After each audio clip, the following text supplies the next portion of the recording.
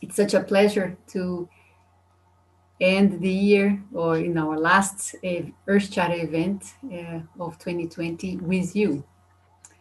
I know we are all supposed to be walking outside or be with our families, but we decided to take this last effort to bring all of us together, given the fact that many of us have a feeling that we are also a Nurse Charter family. So all of you who are in the Zoom room are very much part of the Earth Charter family, and we wanted to really express our gratitude to you in organizing this last moment. So first off, I would like to recognize that there is a beautiful sun and blue sky outside my house now. It's the beginning of the summer in the southern hemisphere, in the beginning of winter in the northern hemisphere. Yesterday was the beginning of the solstice, and I think it's such an important moment, of change, um, change of season, and also an important moment for reflection for all of us, especially in this special year of so much challenge and so much need of adaptation for all of us. So I would like to welcome all of you and thank you for joining us today. And thank you for taking your time to be with us here in the Earth Charter end of the year celebration and event, which actually came as an idea from many of our partners in the last meeting we had in November, that suggested that we have an end of the year celebration to celebrate, again, a very challenging year, but also with gratitude that we are all here with good health, and take a moment to think about all those who lost their lives this year for various reasons, including COVID. But also taking a moment to express gratitude to our collaboration, to our friendship, that we cherish a lot, the relationship, the learning. And I especially have a lot to be grateful for each one of you. So here we have a number of Earth Charter International Council members, board members, a number of people who are joining us today who have been part of the Earth Charter process for many years. So we want really to express our gratitude to you. So we have council members, affiliates and partners, friends, Earth Charter Young Leaders, and of course, our staff. So thank you so much for all of you for our work together, for the collaboration we have received from each one of you as an individual and also from your institutions over the years. So we wanted to express this gratitude. So we would like to take this opportunity to launch two big projects that we worked on over the past year. The first one is a book launch. We worked on a book that actually brings together 25 chapters. And this is actually the result of the January 2019 conference on education we had here in Costa Rica. So a number of you who are joining us today came to the January 2019 conference on education and the Earth Charter. And you have seen a number of presentations from many of those who were part of our beautiful conference here that was held here in Costa Rica at our center, the Earth Charter Center on Education for Sustainable Development. So after the conference, we invited all those who made a presentation to submit their papers, and it took a long time. I originally thought we would conclude with this project within a year.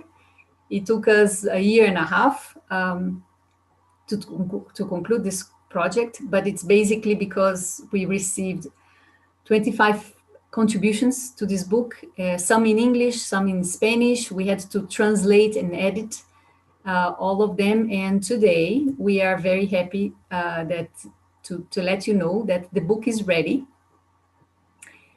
in a miraculous way.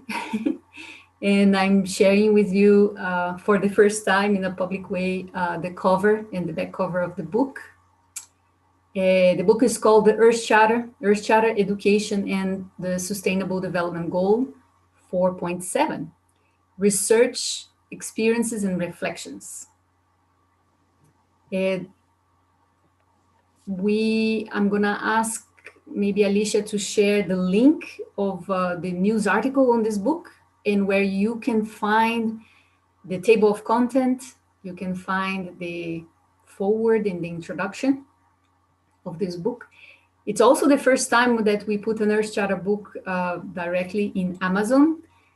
So you can find the English and the Spanish version of this book in an Amazon link if you want to order the printed version. And we'll soon make available the chapters, but that will be after our holidays in January. So we are very happy to share this with you. And for this, I have invited some of the contributors for this book, and I will want to express my gratitude to everybody who contributed with their chapters on this book. Again, the book is divided in three sections, 25 chapters that are organized in these three sections. So it's the first section is chapters that involve the result of some research. The second part are chapters that share some experiences in using the Earth Charter as an educational instrument. And the last part is the part that involves reflections. All of these were presentations, or most of them were presentations in the plenary sessions during our conference. It was held here again in January last year. And some were presentations that were made in the various parallel sessions during our conference. So I would like to start by inviting one of our chapter contributors, Namrata, who is here with us. So Namrata, if you wouldn't mind opening your mic and just coming to the floor to share, to give us the honor to hear you and to share the gist of your chapter, which was a presentation in the plenary. Thank you so much, Namrata Sharma, for being here with us. Thank you. I really appreciate your including me in this fantastic book launch.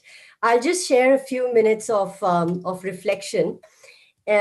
So, to begin with, of course, I want to first of all congratulate the editors of this book, which is, Dr. Miriam Villela and Ms. Alicia Jimenez, as well as, of course, the contributors to this volume. The 29 ECI conference has had such a meaningful impact on my work. I cannot even describe it. And I'm so grateful to be able to share briefly my reflections today based on this chapter in the new book and, and some of my ongoing efforts. So just to give a brief context, so my work looks at the UNESCO-led initiatives of education for sustainable development and global citizenship. And, there have been a lot of debates, several scholarly work have pointed out that the underlying paradigm, within the education for sustainable development and global citizenship, which is ESD and GC, is often a very neoliberal paradigm. The danger of that, many people argue, that is, while giving agency to the individual human being, there is a danger of education to promote individualism. So in my work, I kind of agree with many scholars that say that, we need supplementary perspectives to imagine diverse pathways and perspectives to bring about sustainable development. And so I offer value creating global citizenship education in this work as a pedagogical approach. This approach is selected from a study of Asian thinkers, and it offers an interdependent view of self, others, nature, and the universe. And of course, importantly, I draw on the Earth's Charter in my work that provides an integrated view of the relationship between humans, nature, and all species. So, this notion of value creation that I use in my work is taken from the concept of soka, which means value creation in Japanese. It is an approach to curriculum that developed in the 20th century. And I would also like to point out that I was, very happy to note in this volume that that one of the institutions that has been set up by one of the Soka progenitors, who is Dr. Daisaku Ikeda. So one of the institutions set up by the Soka thinker, which is the Soka Institute of the Amazon, also has a chapter in this book. And in that chapter as well, they draw on the Earth Charter and issues related to sustainable development. So just moving on, as we know, since the time of the Earth Charter Conference in January of 2019, from which this book is an outcome, there has been an element of uncertainty and change, which has been generated, I think, primarily because of two planetary crises. One is the climate change crisis, and the other is the COVID-19 crisis that are witnessing a global response. One of the questions embedded in this chapter, in my chapter, which I develop also in a recent book referenced here, is how can education facilitate creative responses to global issues through an exposure to diverse perspectives? And I think the Earth's Charter and value creating perspectives in my work draw on the wisdom from various cultural traditions that appreciate the unity and connectedness of life. So, on a final note, I hope that a greater sense of urgency is placed within education policy and praxis to create a more sustainable world with a focus within teaching and learning that questions humanity's long-term approach to nature. And towards this, I think the Earth's Charter itself, but also this book that brings together diverse, knowledge and work that is being done based on the Earth's Charter, can provide an invaluable resource for education worldwide. So I am really enthusiastic to promote Earth-centered perspectives within my own teaching and learning through my ongoing work with the Earth Charter Initiative and the United Nations Forum Harmony with Nature that I work with. And I would congratulate, the Earth Charter Initiative on this 20th year of the launch of the Earth Charter, and conclude by giving my best to colleagues at ECI. Your work has truly enabled scholars like me to benefit from the wisdom of the Earth Charter. Thank you so much. Thank you so much, Namrata Sharma has been doing incredible research work on global citizenship education. And I really appreciate also and express gratitude to your contribution to this volume. Thank you. Bob Jicklin is here with us. He also contributed to the book that we're launching today, not only with the chapter, but he also came to the conference and offered a keynote presentation in our conference. So Bob, would you share with us the gist? Can you open your mic?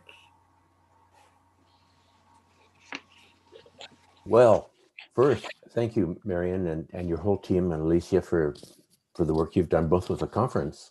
It seems a while ago now, but in some ways it's still fresh in my mind too.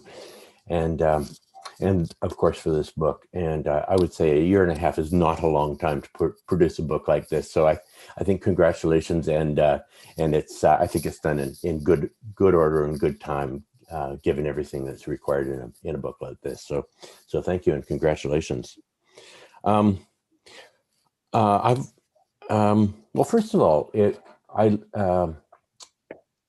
it was a very inspiring conference. For me, I suppose one place to start would be to say that I was teaching and reading environmental ethics well prior to the creation of the Earth Charter. So I brought a little bit different perspective, I suppose, when I came to the conference, having been involved for a good decade before the Earth Charter actually appeared. So that's one thing. But when I arrived at the conference, I was so impressed by the variety and the variety of ways that people engaged with the Earth Charter, some of the very creative ways that people were exploring environmental ethics through the Charter, and in particular, some of the presentations that examined very creative ways of engaging people with actual activities on the ground. So it was an enormously inspiring opportunity to see just what was happening with the Earth Charter. I noted that at the time, and this also impressed me a great deal, was how a great number of participants had come relatively recently to the field of environmental ethics, and how the Earth Charter was a very effective way for people to begin to get engaged with environmental ethics and all of the things that are contained within that charter. And so that was inspiring. It's important. Way back at the turn of the century, I had the opportunity to interview the great Norwegian philosopher Arne Næss, the fellow who coined the term deep ecology, and it impressed me at that time, and I carried that same sort of notion forward through to this conference and to this little gathering right now. He said, way back then, he said, we have more than enough science to know what we need to do. We really need something more, and at the basis of all scientific questions ultimately are questions of value. And it seems that to just continue to do the same kind of thing over and over and over is just really not going to disrupt the status quo in the kinds of ways that we need to do. And in times of crisis, very often more people turn to questions of ethics, and this is a good time for us to be working. One of the points that I remember making at the conference that I'd like to share again and encourage people to consider is that the work that we're doing, I think it's difficult. It's hard to find a place for it in our curricula. It's hard to find a place for it sometimes in the places where we work. We have other expectations placed upon us. And so sometimes it can be easy to be satisfied if we can carve out a little niche over at the side of our desk to work on initiatives such as the Earth Charter or environmental ethics more broadly. But I think it's clear, given the crises that we're witnessing now, that we have something that needs to be brought to the very center of education. I think it's not good enough for us to be just satisfied to be working on environmental ethics at the sides of our desk, but we need to bring those right to the center. There are some systemic educational questions that we should be involved with dealing with. Why is it that in a neoliberal kind of environment, we cannot talk about things like values and ethics and emotions and all of the things that we need to think about differently, to shift things up and bring some of those concerns that we have in our hearts closer to the center of, they're really big questions. They're questions of epistemology and ontology, stuff that goes to the very heart of what constitutes the kind of knowledge that's acceptable in our society today. So I think we have at our disposal the ideas, the motivations, the incentives, the tools to try and bring what we know and feel and care about to the center of important educational disputes that involve the very fundamentals of what happens in schooling and education. So that's a long preamble, but let me more quickly just go to some of the things that were important for me in terms of where I come from and where I'd like to go with this work.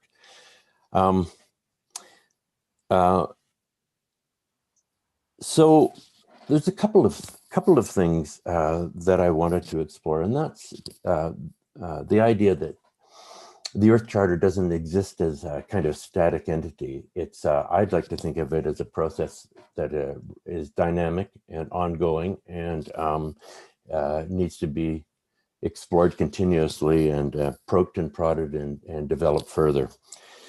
So my approach was, and remembering that I came to environmental ethics prior to the Earth Charter. So, so first of all, many of the ideas in the Earth Charter actually come from somewhere. And so one of the little challenges and encouragements is to spend a little bit of time, is to encourage people to spend a little bit of time looking at where some of those ideas came from. I remember at the time, Peter Corcoran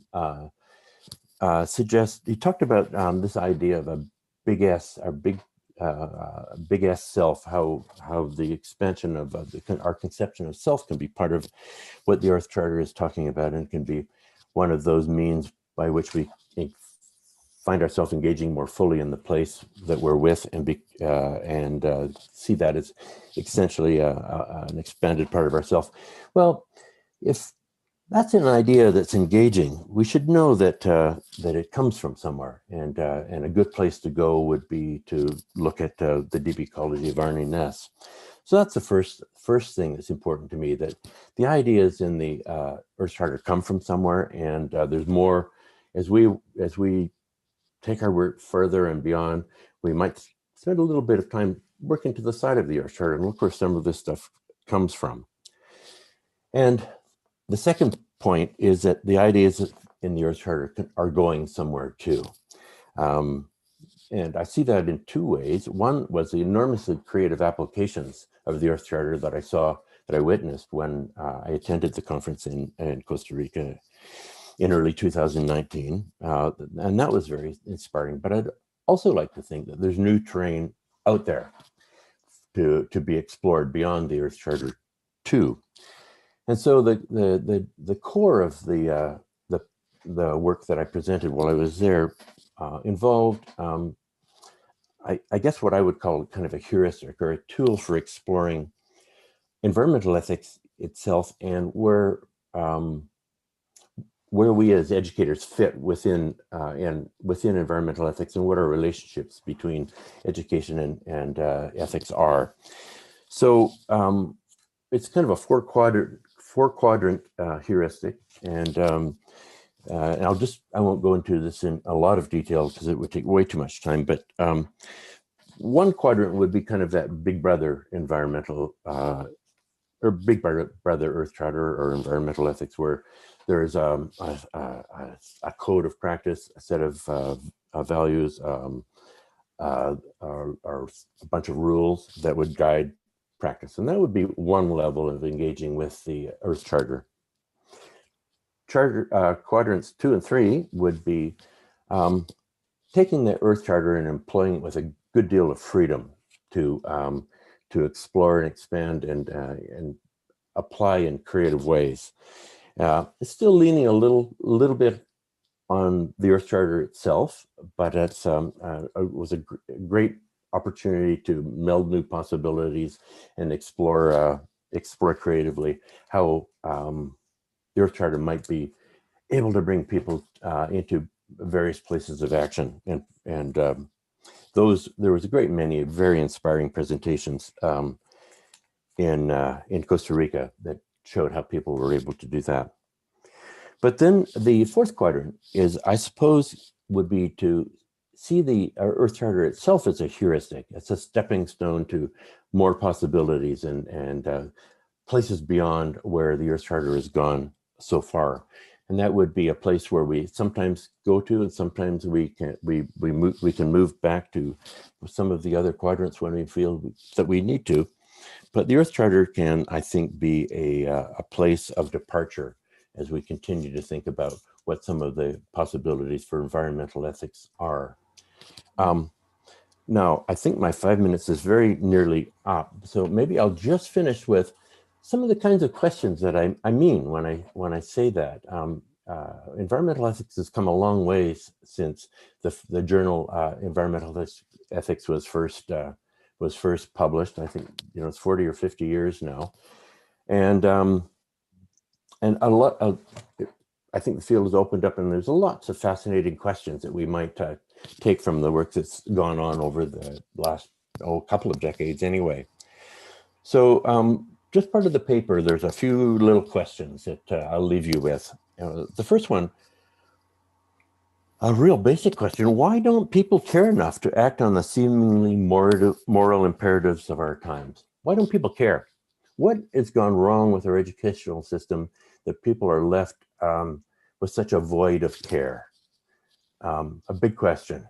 Where does the moral impulse come from, or the urge to act? And is there anything we can do to create opportunities to cultivate that? The moral impulse, that idea that I can't just sit here, I have to go and do something. That's an ethics question. Must ethics rely on duties?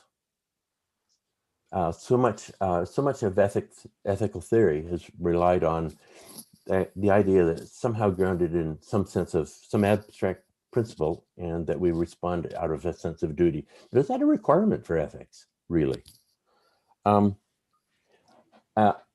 On the other hand, can ethics actually be joyful? Is there a way that we can construct an ethics that's rooted in a sense of personal joy?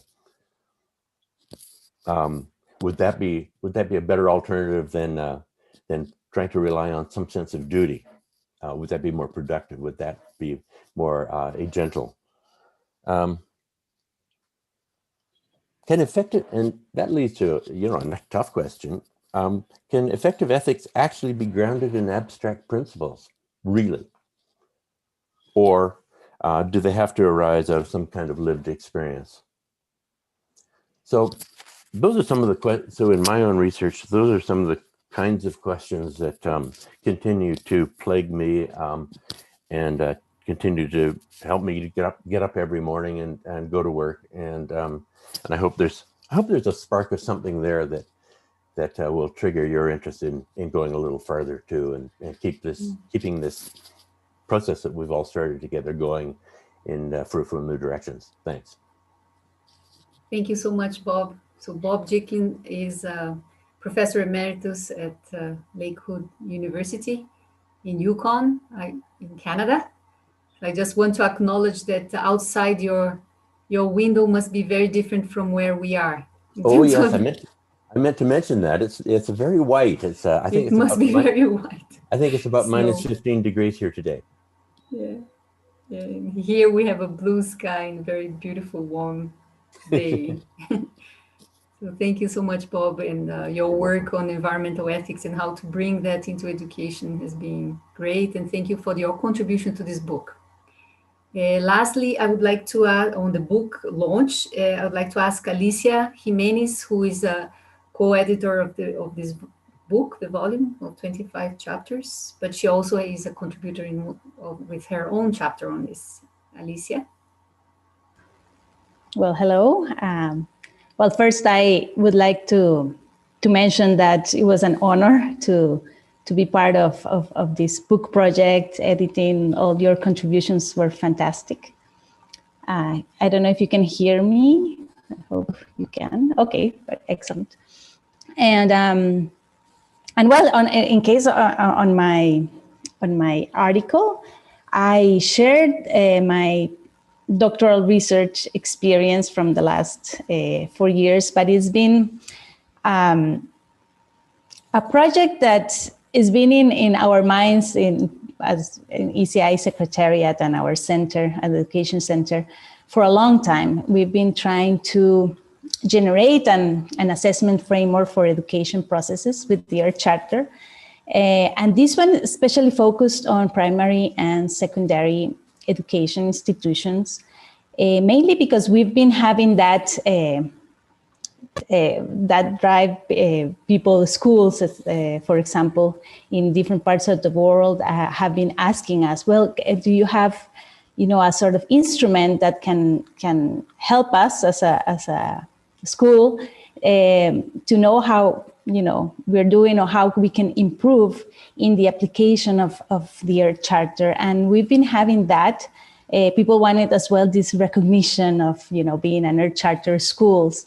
And so with this in mind, we wanted, and I say we because this is something that many of us and have been trying to figure out how to do. And so in this article, what I do is I tell my experience so far. I can tell you that we're almost, I think next year we'll be launching this what we call Earth Charter School Seal. It's a quality seal, but with a lot of challenges. I have to admit that it's been a interesting, very challenging process because, of course, the Earth Charter is so comprehensive, so integral, and I didn't want to generate something that it was like a checklist or something that reduces this integral and complex nature of the Earth Charter. So how to find a way to do that? So that's what the story I tell in this article. Of course, the criteria, I was able to generate some indicators that respond to values inside the Earth Charter. But the way to generate the indicators was I had to think, how can I do it in a having this complexity thinking and systems thinking in mind. And it was very useful. And I don't know if Bjorn Heyerdahl is here, but he introduced me as well to the Ken Wilber integral framework. And I was, it helped me a lot because I was able to put those dimensions of integral thinking, the inner dimensions, the external dimensions of individual, the cultural dimensions, our ethics, and as well the systemic dimensions into play when creating the indicators. And also pedagogical criteria using the biopedagogy model. So it's many criteria that were important, and I also draw on Miriam's doctoral research for criteria for education, charter education processes. So it was bringing many things into play to generate these indicators, and we'll see. It right now is under revision. Some of you who are here in the room are revising, reading, and will improve. And we have tested as well these indicators with one school here in Costa Rica. So far, it's going well. So we'll see next year. But in this chapter, you can see at least my journey in this generating the first part and the basis of this Earth Charter School Seal. I think just to keep it in 5 minutes. Thank you, Alicia. Of course, making a work of 4 years within 5 minutes is quite a challenge. We all know. Thank you so much, Alicia. So again, thank you for all the contributors of this book who are joining here today. Chris Beener, Lorna Down, Rosalind McKeown is here, and some others also who are contributing with their own chapters to this book. And again, I must express how happy I am that we managed to make these available both in English and also in Spanish at the same time, and without any funds to put this together. So there was a lot of volunteer contribution in translation of these in the whole work of putting this together. So thank you so much. Now, I would like to move on to share with you what's the next point in our agenda. We are launching today also a project that we call the Earth Charter Podcast, Turning Conscience into Action. That is the slogan of our year, and I think it will continue to be the slogan of the Earth Charter. So it's Earth Charter, Turning Conscience into Action. And this is the first time we put together a podcast series. Again, was quite a journey to envision how to make this happen. We have put together 30 interviews in English and 6 interviews in Spanish. So we are launching the podcasts in English and in Spanish. The English version, we decided to launch it in 3 parts.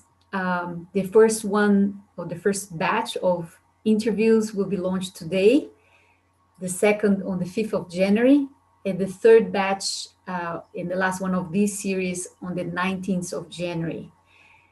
So I envision this as a radio program, as we had in the past, a conversation with key thinkers and contributors to this process of social transformation. The first batch, I envision this to bring together the Earth Charter history and also give the voice to those who were part of the drafting process in really the history back in the early 90s and mid 90s. So we have the contribution from Christine von Weizsäcker, who is here with us today, and I'm so honored. Christine is from Germany. She's an expert in biodiversity negotiations and biosafety convention negotiations and so forth. And she was very much part of the drafting process of the Earth Charter. So there is an interview there with Christine von Weizsäcker. There's an interview with Brendan Mackey, who is from Australia, who is an expert in climate change. He's a scientist. So Brendan Mackey is also contributing to this Earth Charter podcast series. Johanna Bersen and Abelardo Brenes. So these were really a team that was part of the drafting committee of the Earth Charter. And I wanted to bring their voice, also to share some of their thoughts on how their experience was in drafting the Earth Charter. Then in the first batch, there's also an interview with Ashok Khoshla and Yang Pronk. Ashok Khoshla was very much part of this process back in 92, when he was the chair of the NGO forum of the 92 Rio process. And he was part of the Earth Charter process during the whole decade of the 90s. And I'm very grateful, Ashok, for all the work you have done to mobilize, engage, inspire different groups, different actors, and especially civil society in this process of social transformation. And grateful for you to have offered this conversation with me. Hazel Henderson is also part of this first batch.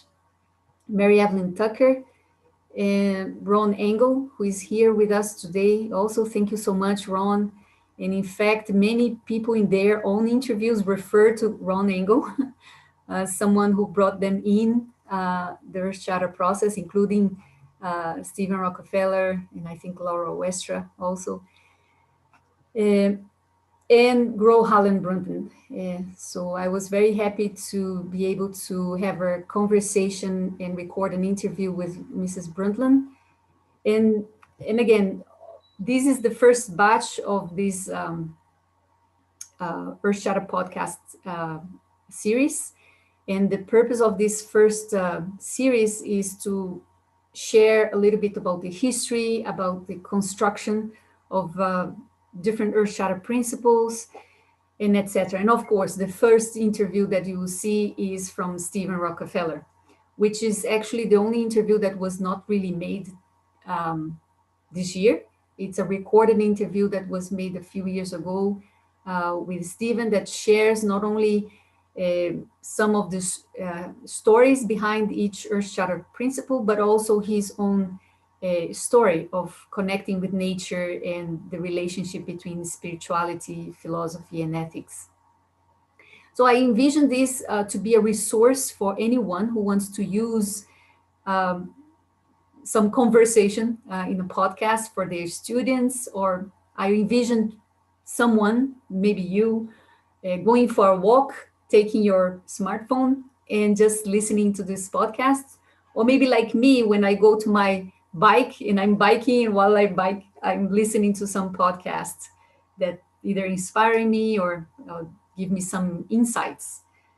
So today we are launching this first batch, the first series of our podcast series. The second part of the podcast that is going to be launched on the 5th of January is more a conversation around Earth Charter and key themes, be it with Kartikeya, is on nonviolence and peace, and Gandhi, and how does that relate with the Earth Charter.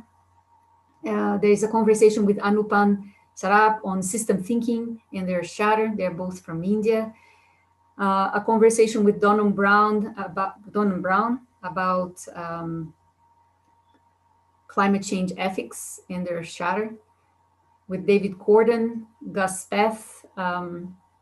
Very interesting, a conversation with Gus Speth about consciousness, and his book, Red Sky in the Morning, that was launched over 10 years ago, but it's a book that I have used quite a lot in my own teaching and research. So we have a conversation about his book and his interest in consciousness. That's a conversation with Gus Speth. There's a conversation with David Corden on ecological civilization and etc., with Klaus Bosserman and Prue Taylor on environmental law, the global commons and the common goods and the Earth Charter, and also their involvement with the Earth Charter. And the last, towards the last ones of the second batch, is a conversation with Oscar Motomura, more focused on leadership and the Earth Charter. The third series, or the third part of this will be launched on the 19th of January, within a month from now, and it's a whole block of conversations focused on education. So there's a conversation with Peter Cochran, with Sam Crow, Lorna Down, Mark Hathaway, Rosalind McCall, who are all here with us today. Also with David Orr, Stephen Stirling, Chuck Hopkins. So it's a whole conversation that we are sharing with you and with all those who want to make use of it, either for new insights, for inspiring, for getting to know more of these interesting thinkers and activists, but also maybe why not use it as an educational instrument for your students or someone you want to share this with. So this is it. I really want to thank Young Pronk, Ashok Koshla, who are here with us today in this special event. Kartikeya, Christine Bombeizakri, and Abelardo Brenes, and others who offered their time to have a conversation with me and record this. Now, again, this is a project that we envisioned about a year ago. I thought we would launch it 6 months ago. It took more time. I want to give credits and acknowledge so many people who helped me to make this happen. Of course, people in our team, in our staff, Amanda Bennett, who helped to edit some of the texts, overview of each of these podcasts. I want to acknowledge Javiera Gutierrez, who helped us to put together the website and actually make the whole podcast logistics happen, the podcast engineer. The voiceover in the introduction from Turner Mujica and Antonella Cohn. And I want to say that towards the end of the year, I was going a little bit crazy because I really didn't have the help on the editing of these podcasts, because I thought someone else was going to help. Again, we did this without much funds, actually. So I looked next to me and I found out that my 16-year-old daughter actually had the skills to make this happen. And Isabella, my 16-year-old daughter, was actually our audio editor of all these 36 podcasts. And I really appreciate that. And that's how it happen. So all of that to say that you may see a lot of errors or maybe problems with the podcast, but I hope you are going to enjoy it when you go for a walk or go for a bike or just take a seat and listen to these podcast interviews. That my intention was really to collect the history behind the Earth Charter and connect the knowledge of these great thinkers with a key theme, a key topic, and relate it to the Earth Charter. So thank you so much for this. Now, yeah. Miriam, sorry, people are asking where to find the podcast, how to find it. So what are the channels, etc. So maybe Javiera or Alicia can copy the link that in our website. So it's earthcharter.org/podcasts in English. There is also the section in Spanish. I forgot to mention, we have a recorded conversation with Leonardo Boff and some others in Spanish. This we will find in our Spanish Earth Charter website. but it's also going to be aired in Spotify and other podcasts channels. So, but each of the people we have interviewed, our interviewers, have a page in our Earth Charter podcast series. And in that page, you have the questions and an overview of each of these podcasts and also the time. And again, each one of them is between 40 minutes to 1 hour conversation. And you have the link there, right? So where you can find it. Thank you very much for all who contributed to this project that we are launching today. Okay, so now we thought we wanted to express our recognition because we are celebrating the end of the year, the special year of the 20th anniversary of the Earth Charter. We have a number of people that have been working with the Earth Charter for over 25 years, such as Ashok Koshla, Young Prong, Hazel Henderson, Stephen Rockefeller, of course. And we have a number of people who joined the Earth Charter when it was launched 20 years ago, others 10 years ago, others just a year ago. And we have a number of Earth Charter young leaders that are here with us today. Fat, who is here joining us from Vietnam. And Fat is a young leader who was a student at the University for Peace. Some years ago, he engaged in a project to develop a whole resource material for UNESCO on how to bring ESD to young leaders. He continues to be engaged with us and facilitates a number of our courses on leadership, sustainability, and ethics that Amanda Bennett is coordinating. So thank you, Fat, for being here. Reshma is joining us today from Kerala, India. She's also an Earth Charter young leader, very active in helping us with many things. So imagine that we have the Earth Charter movement is not just about Miriam Vilela, it's not just about the Earth Charter International Secretariat.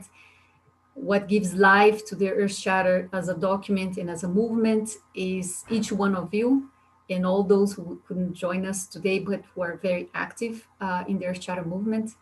It's not just your organizations, but it's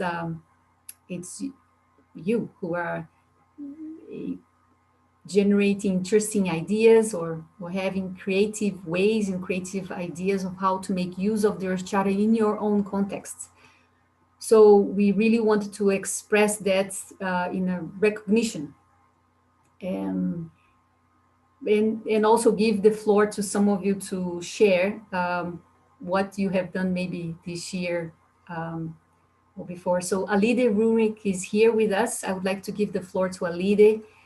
As many of you know, I have been collaborating with Alide for 20 years since the launch of the Earth Charter. And Alide has been a leader in articulating the Earth Charter process in the Netherlands, but also in organizing many of the previous Earth Charter +5, +10, +15 efforts in the Netherlands. So Alide, would you like to take the floor and take also this expression of gratitude from our part to you, and maybe share with us a little bit the gist of what you have been doing, Alide. Thank you very much. Thank you, Miriam. And we also would like to thank you and the whole team. You are always there. This year, we felt that very strongly, that we were really, as affiliate in the Netherlands, really very well supported by Earth Charter International.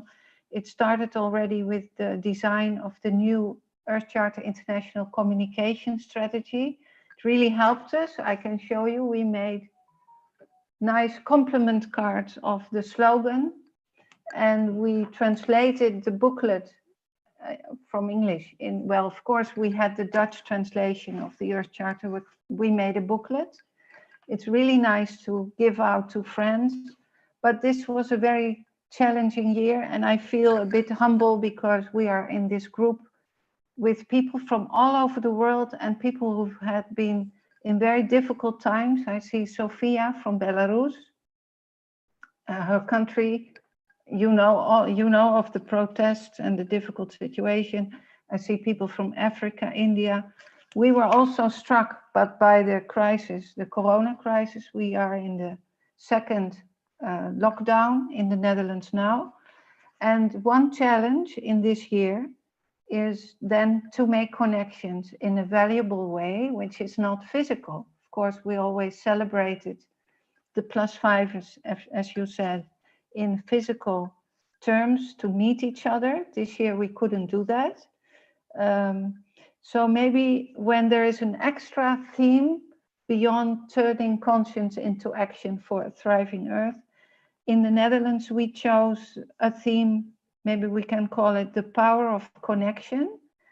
And one connection is among the friends, Earth Charter friends, and our partners to reach out to others who are not aware of the Earth Charter yet. And another connection is between us as humans and nature. So we tried, for instance, to celebrate +20. We did it in a Zoom session twice that day, 29th of June, the historic date of the launch 20 years ago, to also invite people to walk the Deep Time Walk. Maybe some of you know this. It's an app that it's a beautiful walk about the history of Earth. You can listen to the story. We can share the link in the chat box. Maybe my team members, I know Wim is here. I see Mike is also here. Maybe Wim, you can share some things in the chat box that I'm talking about. It was a good way to invite people to do things in their own environment, in their own nature, surrounding, and then reflect on it, what the experience was when you walk the history of Earth and you come to the day which is now, and then what have we learned? So we reflected on questions of deep time. And this app is made by Schumacher College, but in partnership with Earth Charter International. And the same, I think, counts for the other app that we have as Earth Charter International, Mapping. And Tadashi from Japan is also here in the meeting. I think we have so many materials already which were developed with so many thoughtful ideas behind that we can use them now. And this is a challenge of connection that, thank you, Wim, I see you shared the link. The connection in a time that we cannot physically meet, then I would call it high touch, to combine it with high tech. And fortunately, we had Zoom and other technologies in which we can connect, the same we do now. So the crisis, the corona pandemic, in fact, invited us to do new things. And many things we did this year were connected with the SDGs. I was also happy that the publication and the conference on education that you just shared is also on SDG 4, on education. More people in Netherlands, and I'm sure in your countries as well, are more aware of the SDGs than of the Earth Charter. So I think it's very strategic to take both and reflect on both and see what can we do. So we organized a series of dialogues in the Netherlands called SDGs Beyond Corona. And we did it together with a network called World Connectors. And at each of the sessions online, we took 2 of the SDGs and we looked at the Earth Charter, how the Earth Charter is a foundation for the implementation, like an ethical compass for the implementation of the SDGs. We asked people as inspirators. We invited people to listen well and to reflect on the dialogues. And this was very helpful to do. And it was in fact intensified because of Corona. And we thought it's a challenge, and it's maybe something that we can do to add value as Earth Charter Network, is to see how we can build society beyond Corona. We've learned so much in this time that it is possible to change suddenly from one day to the other, things we did not imagine before, that people just didn't go and drive in their cars anymore. Flying between countries wasn't possible anymore. The sky cleared up, the air was more fresh. And so there are many things that we would like to build on beyond Corona and not, not go back to the old normal situation. So I cannot go into details about what this dialogue resulted in. We have a big article on it, but it's all in Dutch. But I hope we will translate the main findings. And there's another thing related to the Earth Charter and the SDGs we started to do this year. And that is, we are going to publish an SDG Spotlight report. Spotlight is an initiative that is international. It's built on the social watch reports that were there in the past. And it's on the SDGs, but it's a critical discussion of the implementation of the SDGs in several countries. In the Netherlands, we didn't do that before. And so we used the same methodology, that we look both at the Earth Charter principles and values and the SDGs. And we will publish the first report in February next year, in which we will focus on SDG 15, on biodiversity and life on land, and 10 on inequality, because they're very related. And each year we hope to focus on 2 more other SDGs each time. So I don't know how much time I still have, Miriam. Otherwise, I'll continue a little bit. Also, would like to say almost finished. Try to fund, yes. Okay. Well, I think one boost was the new communication strategy in the Netherlands from Earth Charter International that gave us new life. Another one is that we have this Friends network. I think it could be something other affiliates may also like to use. I know that Gerben did it in Canada as well. The Friends network is like ambassadors of the Earth Charter who come together regularly and think of activities and campaigns. And I'd like to mention one campaign because it can be done in other countries as well. It's one of our Earth Charter friends came up with the campaign to present Earth as a whole to the UNESCO World Heritage List. We know of all these UNESCO places which are wonderful, but when you look at the criteria for the UNESCO Heritage List, we think the whole Earth is qualified to be brought to this list because it's in danger, it needs protection. We need to cherish it. And there are many dimensions to this campaign. I'll share with you in the chat box an English website page in which this campaign is explained. And I hope that you, from every country that you are working in, can bring this idea to your UNESCO Commission so that we can in the end bring it to UNESCO in Paris. It's also related to speculation in land, to free the land, not to be in the financial world anymore. So there are many dimensions to that. And I want to thank Jan Pronk, who is our chairperson in the Netherlands of Earth Charter. The Netherlands that also gave a boost, he gave a boost to our work. So I'll leave it here. Thank you very much. Thank you, Alide. Given that we are recognizing, now we are going to have a moment to express our recognition to each one of you who have contributed in a way or another to the Earth Charter.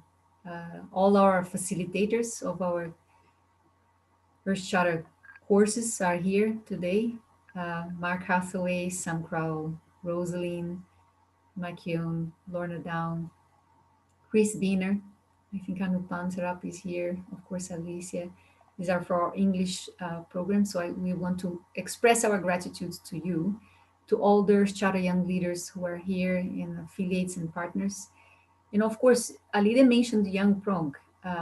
So I really invite you to listen to the podcast conversation I have had with him. Now, Young Prong was the Minister of International Cooperation when the Earth Charter Initiative was launched back in '94. So it was the time that the Dutch government offered to give support to the Earth Charter Initiative, and Young Prong had played an important role there, in especially in the first Earth Charter workshop that took place in May '95 in the Peace Palace in The Hague. So thank you so much, Jan Pronk. But after that, he was also the Minister of Environment of the Netherlands during the 2002 Johannesburg Summit, and was also instrumental in giving us support to the Earth Charter in the political realm. And since then, I have had the pleasure of interacting a lot with Jan Pronk because he was a professor here at the University for Peace for several years, but continues to express his support to the Earth Charter. So that's the kind of, I'm going to ask Alicia to share something about the recognitions that we want to make to all of you. But I was sharing first with Jan Pronk because that's the kind of people that we had in mind, because Jan Pronk is an example of someone who has been consistently over the years involved in the Earth Charter. So what you see now is some of the names of people we wanted to recognize today because you have been involved in the Earth Charter from your own contexts. We have Armenia, Karina, Belarus, Sofia, in Greece, of course, all those in the Netherlands, Anka from Romania. So thank you for each one of you, because you have been, through your work, through your efforts, making the Earth Charter initiative alive, the Earth Charter movement happen in a concrete way.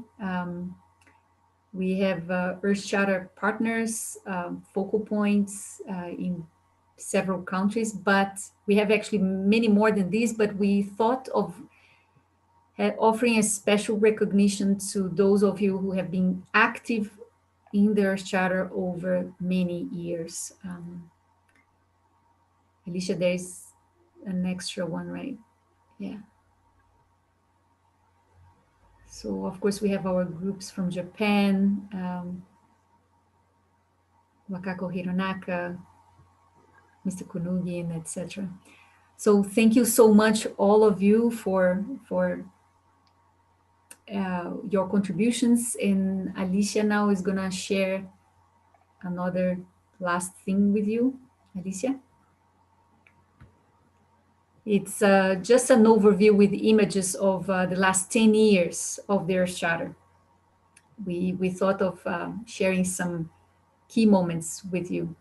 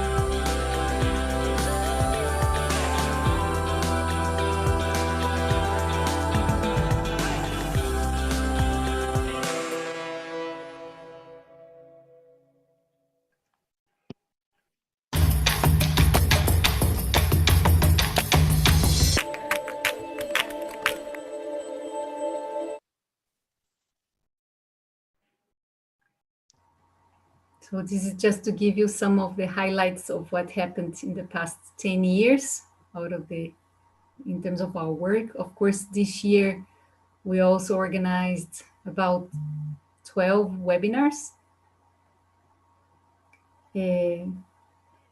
4 of them with the support and collaboration of a new partner in China, who are here with us today. Ms. Jiao Hui is here. Thank you for joining us. I know it's very late in Beijing now.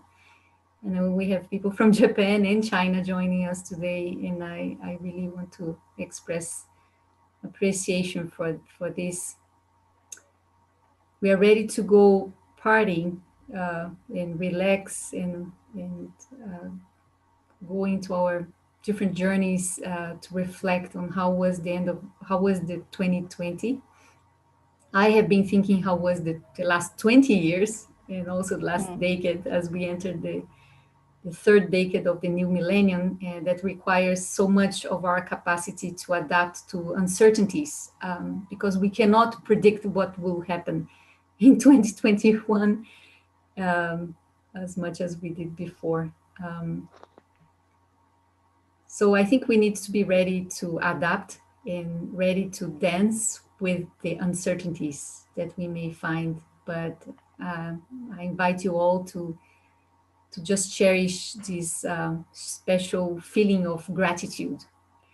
Now, I would like to invite you to we're about to close, but before that, we are going to invite you to have a small conversations, what we call speed meetings. What happened in this kind of meetings that we come to a meeting and we want to know who is next to us. What's your name, where you're from, what did you think of what was just presented? So we would like to split the group in small groups of 3 people and just have a quick conversation. Who you can share who you are, where you are, and how you think you could use these resources. Is that okay? Maybe do a closing, maybe for the live YouTube. No, because we can just close that. And thank you, everybody.